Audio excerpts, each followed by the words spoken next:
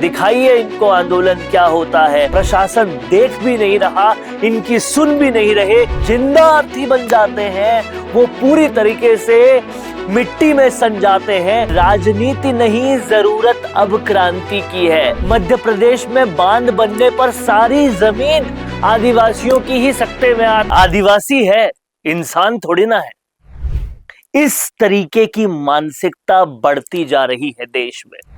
आदिवासियों को मुख्य धारे का इंसान समझना तो दूर, उन्हें शायद कोई निम्न कैटेगरी में भी नहीं रख रहा है प्रशासन। उनकी बात मानना तो दूर, उनको संविधान का हिस्सा भी क्या समझ रहा है प्रशासन।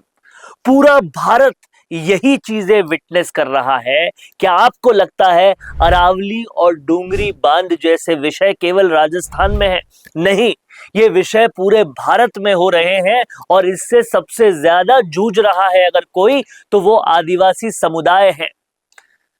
यहां से अपील हम करना चाहते हैं रोत नरेश मीणा, किरोड़ी लाल मीणा जैसे नेताओं को कि राजनीति नहीं, जरूरत अब क्रांति की है।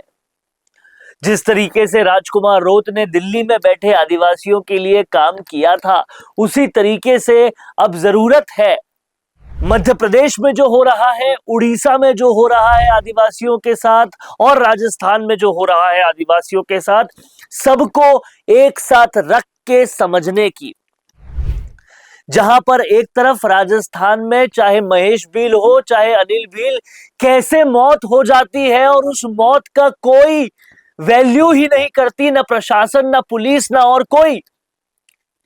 इस बात को भी समझना चाहिए, और समझना चाहिए इस बात को भी, जैसे मध्य प्रदेश में बांध बनने पर सारी जमीन आदिवासियों की ही सत्ते में आती है और उन्हें मुआवजा के नाम पे ना के बराबर रकम मिलती है। उसके लिए वो अर्थी बन जाते हैं, जिंदा अर्थी बन जाते हैं, वो पूरी तरीके से मिट्टी में सन जाते हैं। लेकिन उनके प्रदर्शन, उनके आंदोलन, उनके विरोध पर आंख भी नहीं देख रहा प्रशासन, देख भी नहीं रही सरकार। वहीं अरावली के जैसे उड़ीसा में जब पर्वतमाला पूरी तरह से सत्ते में, खतरे में आती है, तो वहां का आदिवासी हर संभव प्रदर्शन कर रहा है, लेकिन कुछ भी नहीं हो रहा है। सुनिए सबसे पहले मध्य प्रदेश में क्या हो रहा है और मध्य प्रदेश में किस तरह से, किस लेवल का आंदोलन लोग कर रहे हैं। आज हमारे आंदोलन का 9वां दिन है और आज हमने अपने चिता आंदोलन, अवकाश माने आकाश आंदोलन, उसके साथ ही साथ मिट्टी आंदोलन भी शुरू कर दिया है। और प्रशासन की तानाशाही, उनके अत्याचार और दमन के खिलाफ यहाँ हजारों किसान, आदिवासी महिलाएं अपने बच्चों से चिता पे लेटी हुई हैं। हमारा आज ये मिट्टी आंदोलन ये संकेत है कि हम मिट्टी में, इसी मिट्टी से जन्म लिया है और इसी मिट्टी में मिल जाएंगे। लेकिन हम प्रशासन की तानाशाही के खिलाफ नहीं झुकेंगे, नहीं तो हम 1 इंच जमीन नहीं देंगे। उसके लिए हमको अगर चिता पे जलना पड़े तो हम चिता पे जलने के लिए तैयार हैं। हमको आकाश में मिलना पड़े, भूखे मरना पड़े, उसके लिए तैयार हैं। और हमने अपने गांव की मिट्टी अपने शरीर पे पोत ली है। अगर हमको इस मिट्टी में मिल जाना पड़े, इस देश के संविधान की रक्षा के लिए, अपने जल जंगल जमीन, आदिवासी अधिकार और किसानों की रक्षा के लिए, तो हम उसके लिए भी तैयार हैं। जय किसान संगठन का स्पष्ट रूप से कहना है कि हम अपने आदिवासियों पर, अपने किसानों पर किसी भी तरह का अत्याचार नहीं बर्दाश्त करेंगे। तो ये मध्य प्रदेश के दृश्य देखे आपने, अब दृश्य देखिए उड़ीसा का। किस भयावह तरीके से पहाड़ों को बचाने के लिए जल, पर्यावरण, जंगल, इसको बचाने के लिए आदिवासी सब कुछ कर रहा है, पर उसकी तरफ देख भी नहीं रही सरकार, प्रशासन देख भी नहीं रहा, इनकी सुन भी नहीं रहे, जैसे कि वो इंसानों में शामिल ही नहीं है, वो भारतीय है ही नहीं। इस तरह से काम हो रहा है। इसीलिए अब राजनीति नहीं, क्रांति की जरूरत है। और ये वीडियो जो भी नेता सुन रहे हैं आदिवासियों के लिए, थोड़ी सी आप राजनीति छोड़ के क्रांति की तरफ दिशा दीजिए, नहीं तो इन लोगों का लीडर छोड़िए, इन लोगों को लगेगा इनके साथ आने वाला कोई नेता है ही नहीं।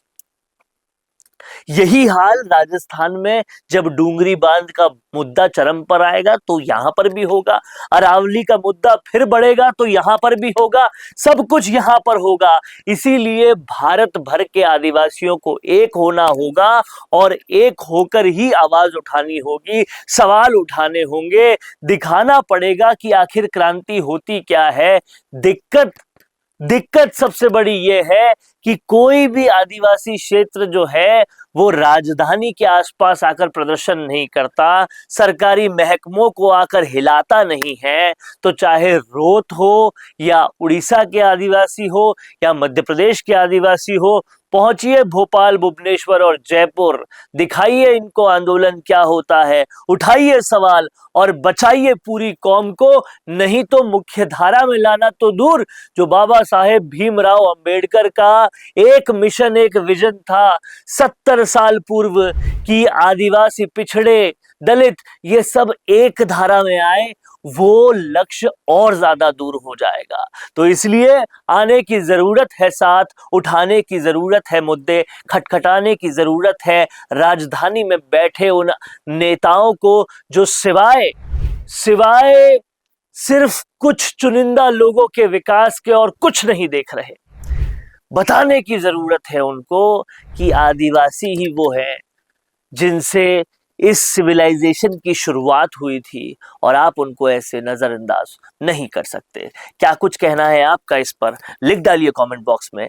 देखते रहिए द फैक्ट इंडिया। रुकिए और जरा ध्यान से सुनिए। क्या आप हमारी इन खबरों से अपने व्यापार को भी बढ़ाना चाहते हैं? तो आप भी खबरों के दौरान इस तरह के एलिमेंट्स पर अपना विज्ञापन दे सकते हैं, या फिर ऐसे खबर के 1 मिनट बाद अपना पूरा विज्ञापन डलवाएं, जो कि 8 लाख से ज्यादा सब्सक्राइबर्स और फॉलोअर्स वाले द फैक्ट इंडिया चैनल्स और पेजेस से राजस्थान के कोने कोने में पहुंचेगा और इससे आपका व्यापार, ब्रांड सब कुछ बढ़ेगा।